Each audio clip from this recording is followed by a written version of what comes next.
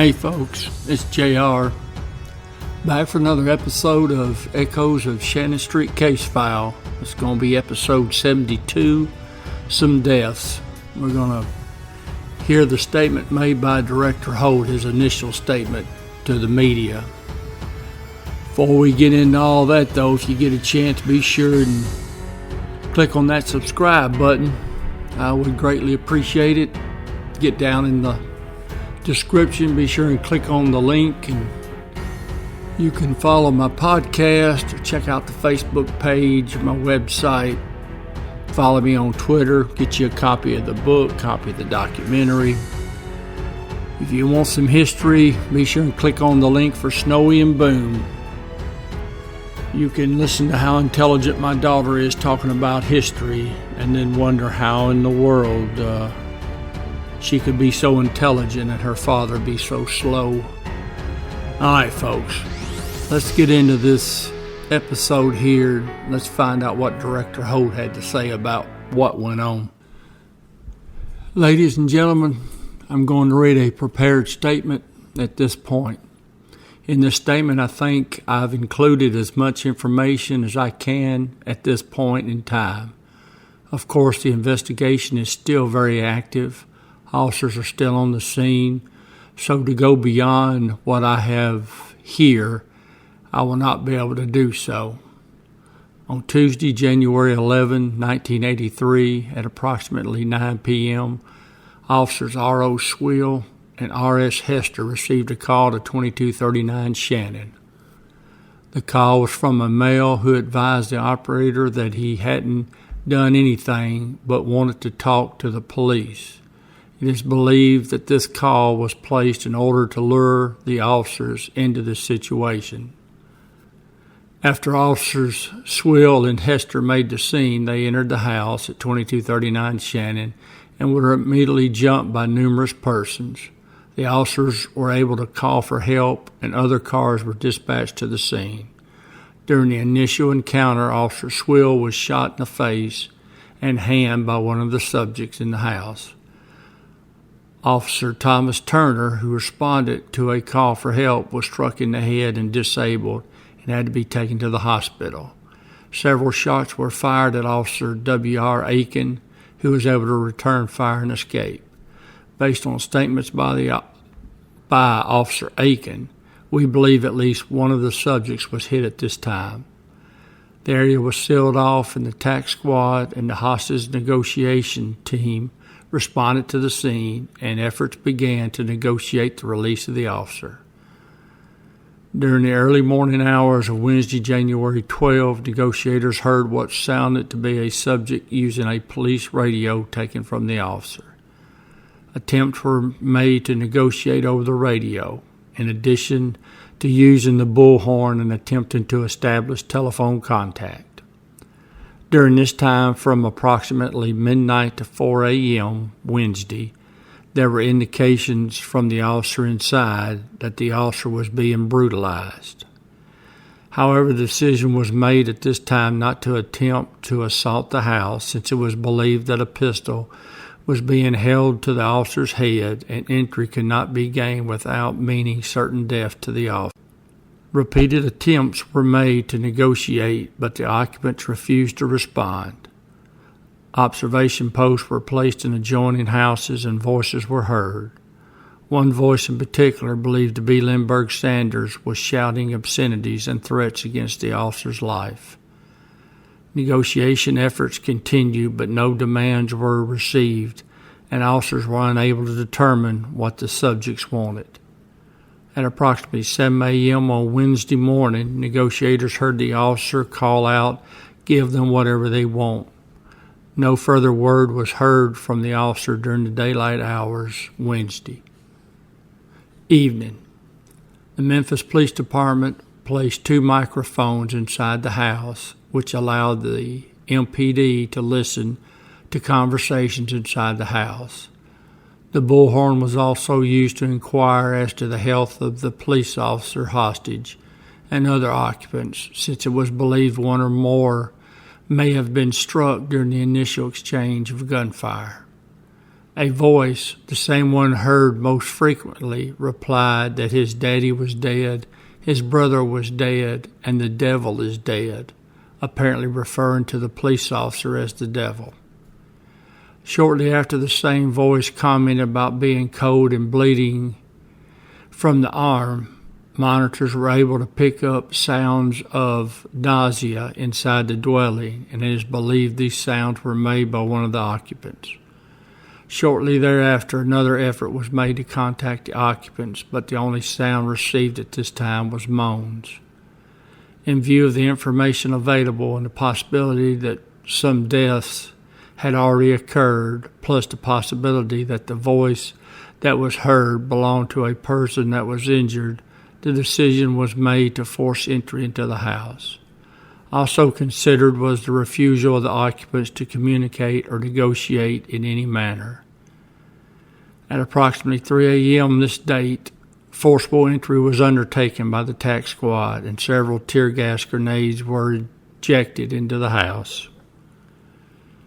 Members of the TAC squad storming the front door were fired on as they entered the living room of the house. Gunfire was returned by the TAC squad. The battered body of the police officer was found just inside the front door. His hands were cuffed behind his back. There were indications he had been dead a number of hours. As the TAC squad members proceeded through the house, they were again met by gunfire as they reached the second room. The gunfire was returned. There were 7 male blacks inside the house, all of whom were fatally shot. Identification of these persons are being withheld pending notification of next of kin. The medical examiner has determined that all 7 of these persons were killed during the assault.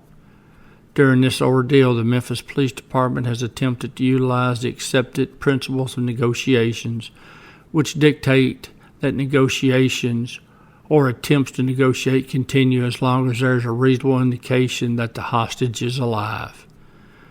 When the indications were that the officer and possibly others were injured or dead, the decision was made to force entry into the house. Ladies and gentlemen, that is all I will be able to say at this time. As additional information becomes available, we will make it available to you. Thank you. Let's go over a few of these things in this statement here. The first one would be the initial belief that the officers were lured to the house, that it was just a bogus call to get the police there. We know that's not true. That is not true. In fact, at the end of the investigation, it will show that that wasn't true, that Michael Coleman made that call after getting a call telling him that the police were looking for him. We've also seen going through the case file that from the surviving members that Lindbergh Sanders really wanted to get this situation resolved. He was just trying to defend Michael Coleman. The fact that Lindbergh Sanders was a mental consumer is what touched off the incident at the house, and I'll never believe that it was a planned attack on the police. All right, the next thing on here that obviously where is that at down here? He definitely was correct. The officer was being brutalized. It's amazing that the hostage being brutalized doesn't seem to fall under the category of we must go in to save the hostage. He gives the excuse that they didn't assault the house because there was a pistol being held to the hostage's head. So I think that was an incredible command decision to say, well, let's don't go in because there's a pistol to his head. Let's just let him die a slow, torturous death. All right. Next on here, talks about negotiation efforts continue. No demands were received. Okay, well, that's not negotiations. There never were any negotiations. So that's ridiculous. You forgot to mention that as well. That's the other part. You send a TAC unit in if the hostage is being harmed, or you think he's being harmed, or he's about to be harmed. All the above. And you go in if there are no negotiations. There were no negotiations. So pretty well all the blocks are checked for you send a TAC unit in. My goodness. That kind of narrows it down, doesn't it? So why didn't they go in, Mr. Director? All right. Now, what's next here? Talks about hearing the sounds of coming from Lindbergh Sanders. All that does is say that, yeah, there are people wounded inside the house. He didn't mention the officer was wounded. Other than he did mention he thought he was being brutalized, but then he talks about the, let's see, what does he say? He says, well, he believed they had people injured in the house and that there was a refusal of the occupants to communicate or negotiate. Now, I would think you wouldn't wait 30 hours for that to happen before you went in there. So then he talks about the TAC unit going in. He wasn't quite right about where they entered, though. They came in through the back of the house, not the front of the house. Everything else he goes through here, and I guess that's it. It's just ridiculous.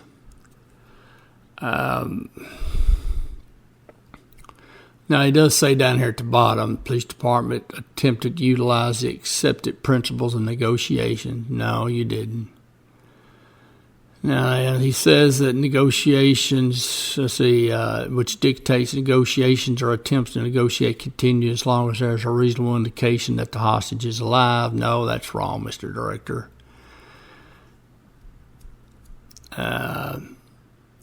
Then he talks about indications that the officer and possibly others were injured or dead. The decision was made to force entry. Well, see, he actually made a statement that he believed that the belief was that Officer Hester was already dead. Now, if you believe Officer Hester is already dead, the only hostage, then why go in the house? There's no reason to go in the house. Why force entry? The one reason to go into the house, there is no longer a reason. So you might as well sit out there and wait them out. This idea that you're going to force entry to go in to save people who have been shot, who are grown adults and don't want to come out. So you're going to put more police officers at risk and send them in there to accomplish what? They shot and killed the 7 suspects. So now the 8 people that are in the house, they're all dead. So I would give this negotiation siege a probably about an F. But we're going to get into some more of that later. In fact, maybe next episode or for the next 2 or 3 episodes, we're going to go through the siege at St. Jude, which occurred 11 months prior to this siege. You had a siege with hostages being held, different mayor and a different police director, and things went much different. And the reason we're going to go over St. Jude is so you can look and see how a hostage situation is supposed to be conducted. And then we're going to compare it to Shannon Street. And we're going to compare the two of them. And then you're going to had the same question everybody else does is, well, why in the world did one go so right and the other one go so wrong? And we're going to narrow it down. And we're going to look and see why it did. All right, folks. That's going to be all for this episode here. We'll be back in a few days and get our next episode in. And we'll probably do St. Jude next. Probably. Now, before we leave here, I got my little red block up there. That was 1990. That was my first year as a patrolman. South Precinct. My hair was brown then. Not anymore. Alright, folks, I do appreciate y'all tuning in for this episode here. I'm really proud of myself. I didn't use any bad language, but I sure want to. Alright, we're going to get back together here a few days, get another episode in. This investigation will march on. Folks, I appreciate you. And as always, I'll see you down the road.